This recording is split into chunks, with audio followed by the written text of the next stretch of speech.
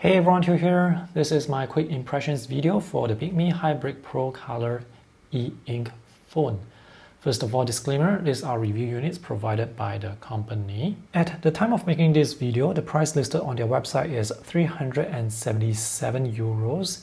And I believe I saw the US $400 price tag somewhere online. This video is not a full review. This video is just to let you guys know that this phone exists and will be released soon. But I don't know when is the exact release date yet.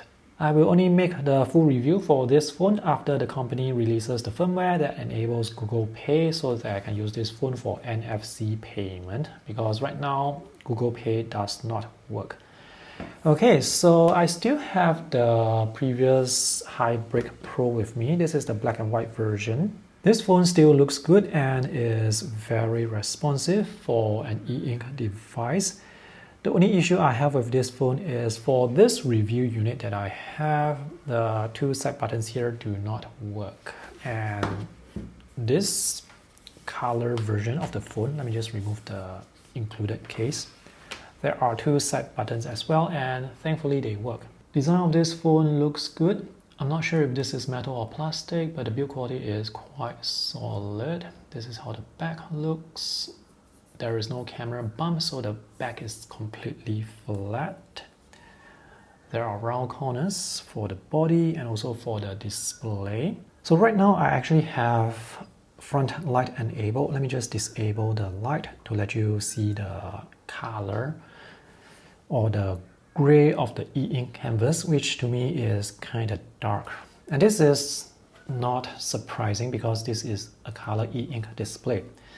And this is the black and white e-ink display. Let me check to see if there is any light. Let me just disable the light here as well.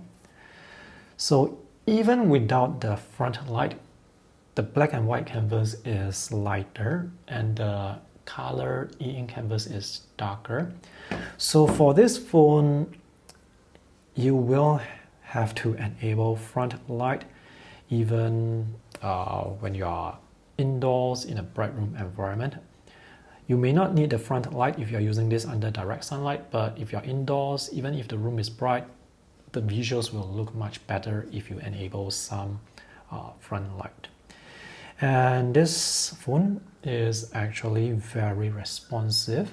The processor in the phone is the MediaTek Dimensity 1080 with 8 cores, and these are all the other features. There is fingerprint unlock, 18-watt fast charging, dual SIM card slot with 5G support, infrared, battery capacity is 4500 mAh. There is 8 gigs of RAM,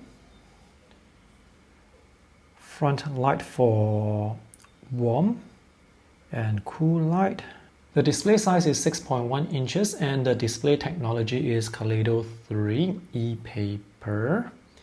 And the black and white PPI or pixel density is 300 and for color is 150. Here you can see some texture with the flat colors, and you can change that with the e-ink settings.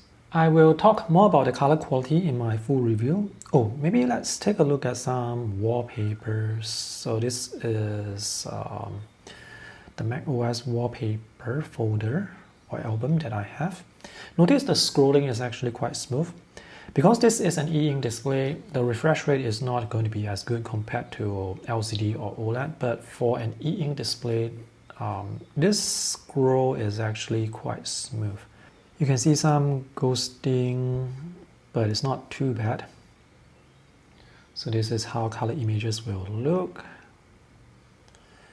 And this is actually not too bad, but the visual quality and the color quality will vary depending on which e-ink setting you use. And also the refresh rate will also vary depending on which e-ink setting you use.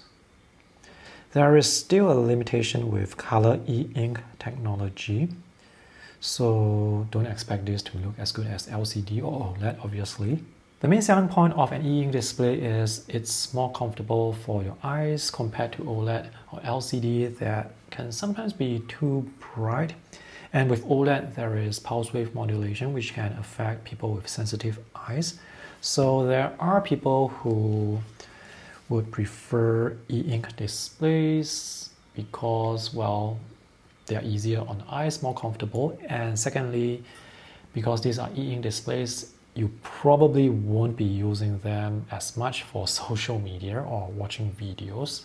So the secondary advantage is it prevents doom scrolling. It prevents you from wasting too much time on social media. I like the idea of an e-ink phone, and this seems well made. The display is beautiful and this is responsive enough. So let me search for Bigme Hibreak Pro Color. The keyboard is responsive as well. I'm using Microsoft Edge browser here. So this is their product page on the color e-ink display on this phone.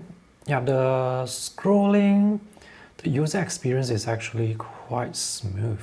So I'm just waiting for Bigme to release more firmware updates to fix some bugs that I have encountered and also enable more features before I make the full review.